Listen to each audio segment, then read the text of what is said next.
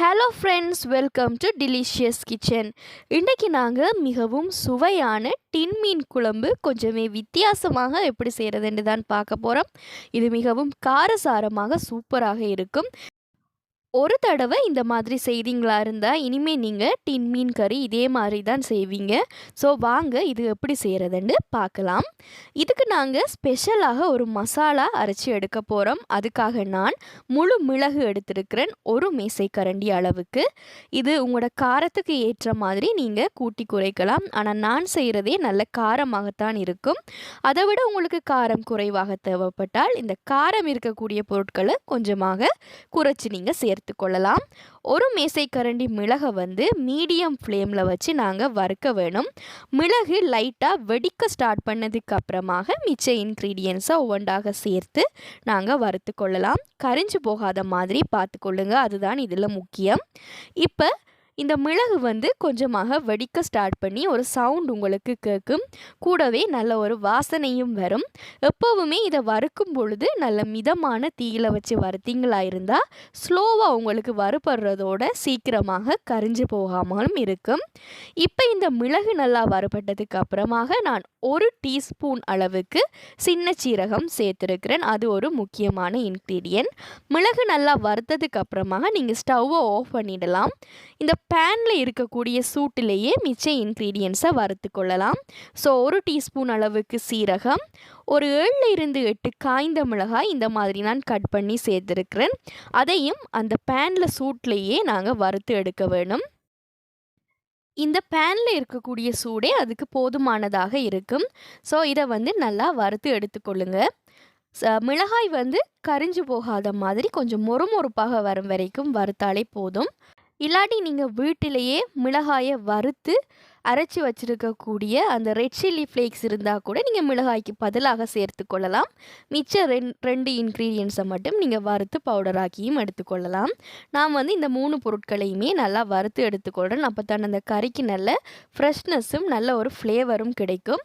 இப்போ இது நல்லாவே மொறுமொறுப்பாக வரும் வரைக்கும் வறுத்து எடுத்துடலாம்.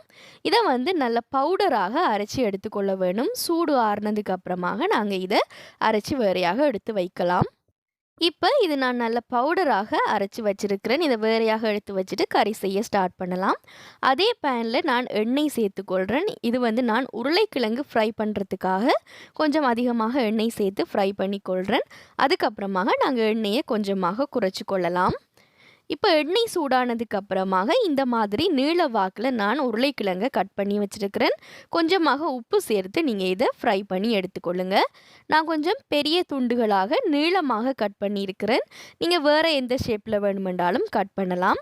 இது நல்ல பொன்னிறமாக வரும் வரைக்கும் மீடியம் ஃப்ளேமில் வச்சு நாங்கள் ஃப்ரை பண்ணி இதையும் வேறையாக எடுத்து வச்சுக்கொள்ளலாம். இப்போ உருளைக்கிழங்கும் நல்ல பொன்னிறமாக வந்தாச்சு. இதை நான் வேறு பிளேட்டுக்கு மாற்றி எடுத்து வச்சுக்கொள்கிறேன். இப்போ நாங்கள் கறி எப்படி செய்கிறதுன்ட்டு பார்ப்போம். அந்த எண்ணெயை நான் கொஞ்சமாக குறைச்சிருக்கிறேன். ஒரு 3-4 மேசைக்கரண்டி அளவு எண்ணெய் இருந்தால் போதும். இதில் நீள வாக்கில் வெங்காயம் கட் பண்ணி வச்சுருக்கிறேன். வெங்காயம் கொஞ்சம் அதிகமாக இருந்தால் நான் நல்லா இருக்குமன்றதால 2 மீடியம் சைஸ் வெங்காயம் எடுத்திருக்கிறேன். கூடவே ஒரு கொத்து கருவேப்பிலையும் சேர்த்துருக்கிறேன். உங்களுக்கு வெங்காயம் அதிகம் சேர்க்க இயலாட்டி நீங்கள் குறைச்சி கூட சேர்த்து கொள்ளலாம். இப்போ வெங்காயம் நல்லாவே கலர் சேஞ்ச் ஆகி லைட் கோல்டன் ப்ரௌன் கலருக்கு வரும் வரைக்கும் இதை மீடியம் ஃப்ளேமில் வச்சு நல்லா வதக்க வேணும்.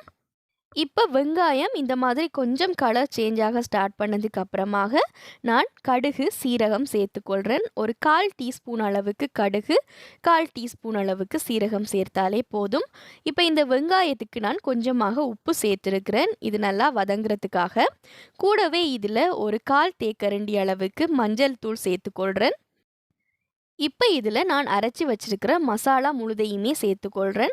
நான் ஒரு டின் மீனுக்கு தேவையான அளவுக்கு மாத்திரம்தான் இதில் மசாலா செய்திருந்தேன்.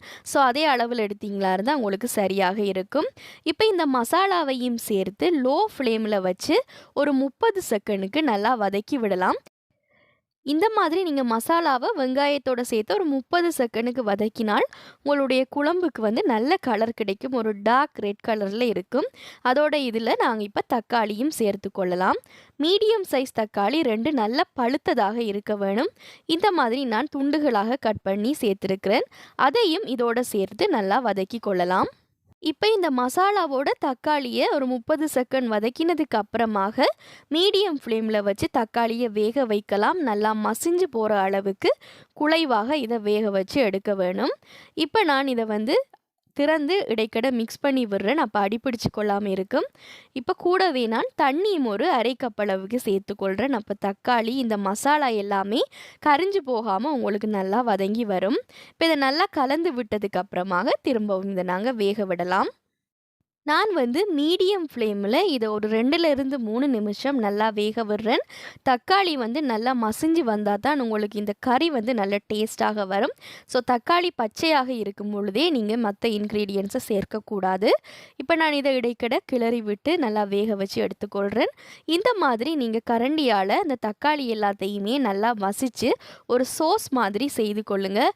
அப்போ தான் உங்களுக்கு கறியில் அது நல்லா மிக்ஸ் ஆகி நல்ல ஒரு டேஸ்ட்டை கொடுக்கும். ஸோ கரண்டியால் இந்த தக்காளி வெங்காயம் எல்லாத்தையுமே நல்லா மசிச்சு இந்த மாதிரி ஒரு திக்கான கிரேவியாக வரும். பார்க்குறதுக்கே நல்ல பளபளப்பாகவும் எண்ணெய் எல்லாமே நல்லா பிரிஞ்சு கொதிச்சு கொண்டிருக்கிற டைமில் நான் இப்போ கட்டியான தேங்காய் பால் அரை கப் அளவுக்கு சேர்த்துக்கொள்கிறேன். தேங்காய் பால் சேர்க்கும் பொழுது நல்ல ஒரு ரிச்னஸும் டேஸ்ட்டும் கிடைக்கும். உங்களுக்கு அதிகம் சேர்க்க விருப்பம் இல்லாட்டி அரை கப் சேர்க்குற இடத்துல நீங்கள் 1/4 கப் கூட சேர்த்து கொள்ளலாம். நான் கொஞ்சம் அதிகமாக சேர்த்துருக்கிறேன். ஸோ அரை கப் அளவுக்கு நல்ல திக்கான தேங்காய் பால் சேர்த்து இதை நல்லா மிக்ஸ் பண்ணி விட்டு கொதிக்க விட்டதுக்கு அப்புறம் தான் நாங்கள் இதில் மீன் சேர்க்க வேணும். உங்களுக்கு தேங்காய் பால் சேர்க்க விருப்பம் இல்லாட்டி நீங்கள் தக்காளியோட அளவை கொஞ்சம் கூட்டி கூட சேர்த்து கொள்ளலாம். இப்போ நான் இதில் ஏற்கனவே ஃப்ரை பண்ணி வச்சுருக்கிற உருளைக்கிழங்கு சேர்த்துக்கொள்கிறேன்.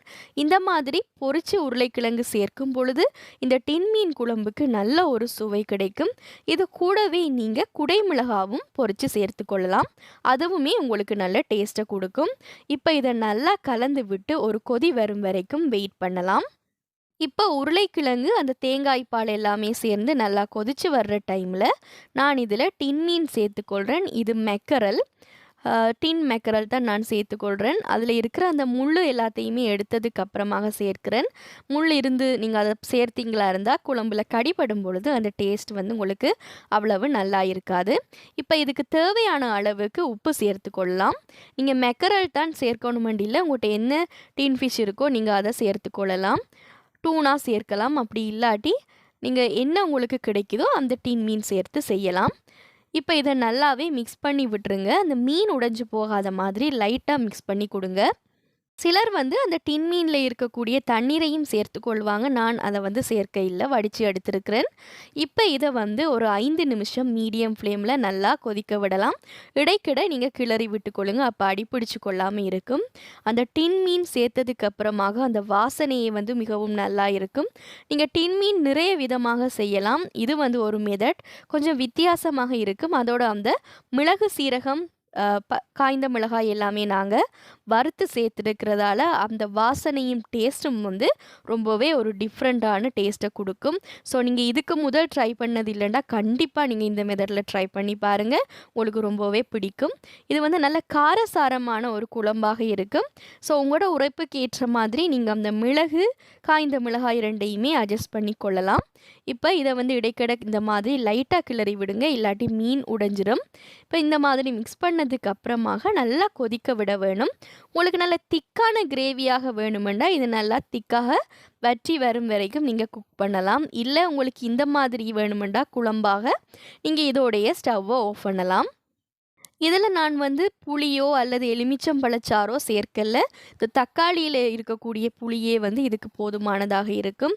இது புட்டு, இடியப்பம், பான் எல்லாத்துக்குமே நல்ல சூப்பரான காம்பினேஷனாக இருக்கும். உங்களுக்கு டின் மீன் வித்தியாசமாக செய்து பார்க்க ஆசை இருந்தால் கண்டிப்பாக இதை நீங்கள் ட்ரை பண்ணி பாருங்கள். உங்களுக்கு பிடிக்கும்.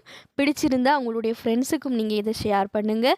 என்னுடைய வீடியோவை லைக் பண்ணி சப்ஸ்கிரைப் பண்ணுங்கள். அதோட கூட இருக்கிற பெல் ஐக்கோனையும் ப்ரெஸ் பண்ணுங்கள். அப்போ தான் நான் போடக்கூடிய புதிய ரெசிபீஸ் எல்லாம் உங்களை உடனுக்குடன் சேரும். அதோட நான் இன்னொரு புது சேனலும் ஸ்டார்ட் பண்ணியிருக்கிறேன். அது இந்த சேனலுக்கு கீழேயே இருக்குது. நீங்கள் அதையும் செக் பண்ணி பார்த்து கொள்ளலாம்.